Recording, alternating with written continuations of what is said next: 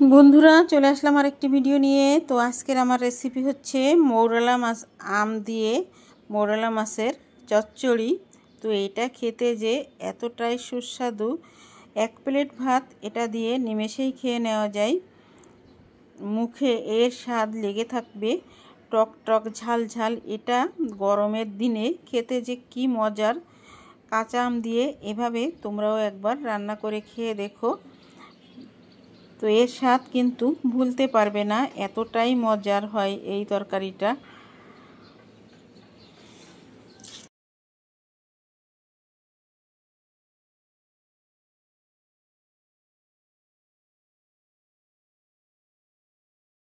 আসসালামু আলাইকুম, সকল বন্ধুদের স্বাগত জানিয়ে আরেকটি ভিডিও নিয়ে চলে আসলাম। বন্ধুরা আজকে আমি রান্নার ভিডিও করছি। তো এখানে দেখো মায়াচেলা, আলু, আম, উচ্ছে আলু, চিংড়ি মাছ, তো পেঁয়াজ রসুন আমি কেটে রাখছি। আজকে রান্না করব মায়াচেলা মাছ দিয়ে আর আম দিয়ে, আর ওই হচ্ছে আমের টক রান্না করব। তো বন্ধুরা সঙ্গে থাকো আর দেখতে থাকো, একটা লাইক দিয়ে ভিডিও দেখা শুরু করো। তো চলো ভিডিওটা শুরু করি। এই যে দেখো আমি মায়াচেলা মাছগুলো, এইটাকে অনেকেই বলে মৌরলা মাছ, তো আমাদের এলাকায় এটাকে মায়াচেলা মাছ বলে। কারণ এই মাছের প্রত্যেকটা মাছের ভিতরে দেখতে পাবে ডিমে ভরা, এর জন্য মনে হয় এই মাছটাকে মায়াচেলা মাছ বলে। যাই হোক, মাছগুলোকে আমি এই দেখো একটা ডিশে নিয়ে নিলাম। আর এখন এখানে নিয়ে নেব পেঁয়াজ রসুন কাঁচামরিচ, তারপরে তেল মশলা যা কিছু লাগবে আমি সবই এখানে নিয়ে নেব। আর এই ডিশে করে আমি মাছটাকে সুন্দর করে মেখে নেব। এই মাছটা যত সুন্দর করে মেখে রান্না করা যাবে ততটাই এর স্বাদ ভালো হবে। এই যে দেখো আমি সব মশলা একে একে দিয়ে দিলাম, হলুদ লবণ তেল সব কিছু দিয়ে এখন আমি মাছটাকে মেখে নিচ্ছি।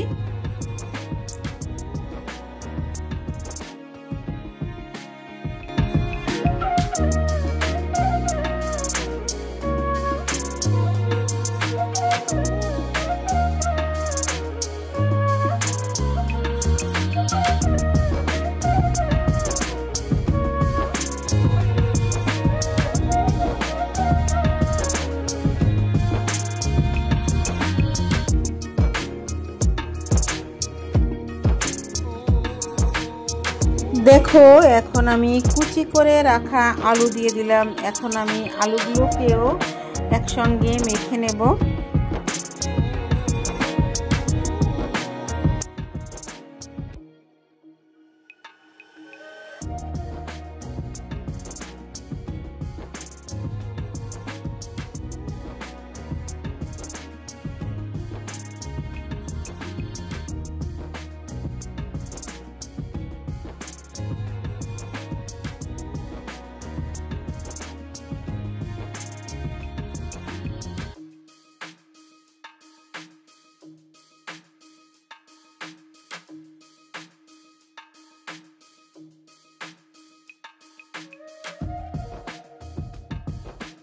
বন্ধুরা দেখো মাছ আলু মাখানো কমপ্লিট। এখন আমি চুলায় কড়াই দিয়ে দিলাম। আর এই যে দেখো কড়াইতে আমি এই যে মাখানো মাছটা দিয়ে দিলাম। আর এই যে দেওয়ার পরে এখন আমি যে ডিশে মাছটা মেখে নিছি সেই ডিশে পানি নেব। আর পানিটা ডিশটা ধুয়ে এখানে পানি দিয়ে দেব। দেখো এই যে আমি পানি দিয়ে দিলাম। তো দেখো আমি কতটুকু পানি দিছি। এই রেসিপিটা করতে খুব বেশি পানি লাগে না। আর এখন আমি ঢাকা দিয়ে দিলাম। তো দেখো ঝোল যখন তরকারিটা ফুটে উঠলো তখন আমি ঢাকনাটা তুলে নিয়ে এখানে আমি আম দিয়ে দিলাম।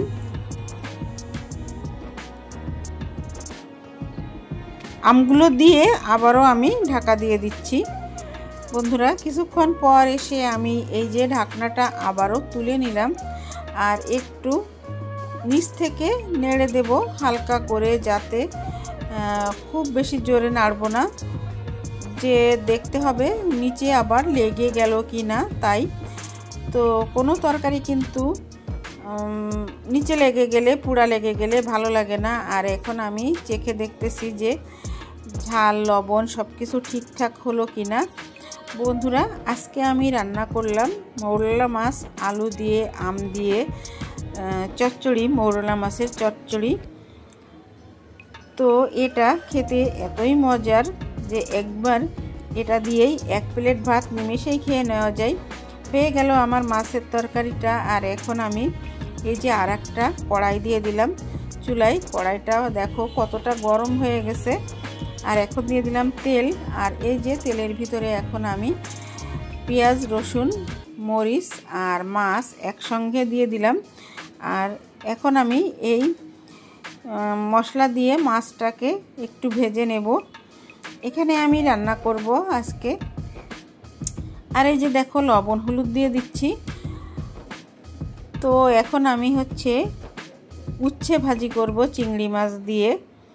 তো চিংড়ি মাছ দিয়ে উচ্ছে ভাজিটা যে এতই মজা হয়, তোমরা একবার এভাবে চিংড়ি মাছ দিয়ে উচ্ছে ভাজি করে খেয়ে দেখো, অসাধারণ লাগে এটা খেতে।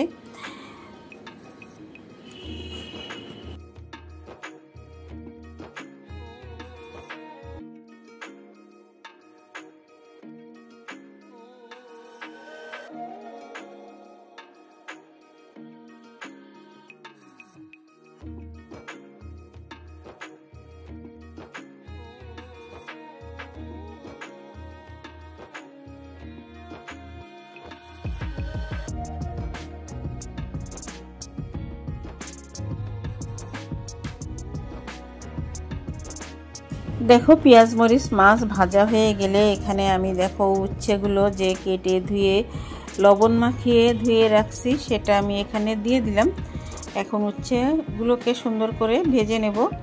এখানে কিন্তু আর কোনো মশলাই দেওয়ার নাই, সব কিছু একবারেই আমি দিয়ে দিলাম। তো বন্ধুরা সঙ্গে থাকো আর দেখতে থাকো।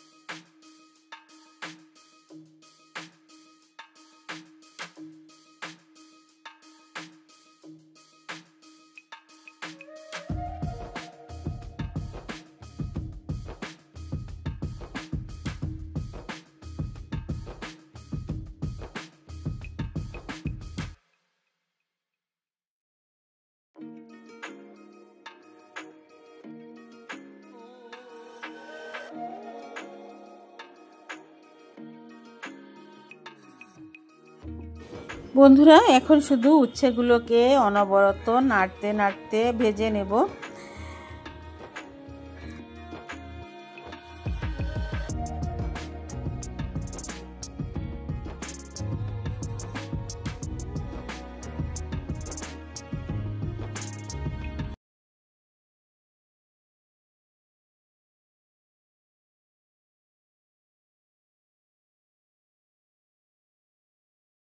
দেখো বন্ধুরা আমার উচ্ছেগুলো ভাজা হয়ে গেল।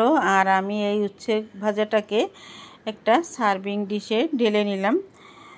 তো কেমন লাগলো আজকের আমার এই দুটো রেসিপি কমেন্টের মাধ্যমে জানাবে। যদি কোনো অংশে ভালো লাগে লাইক কমেন্ট করে দিও।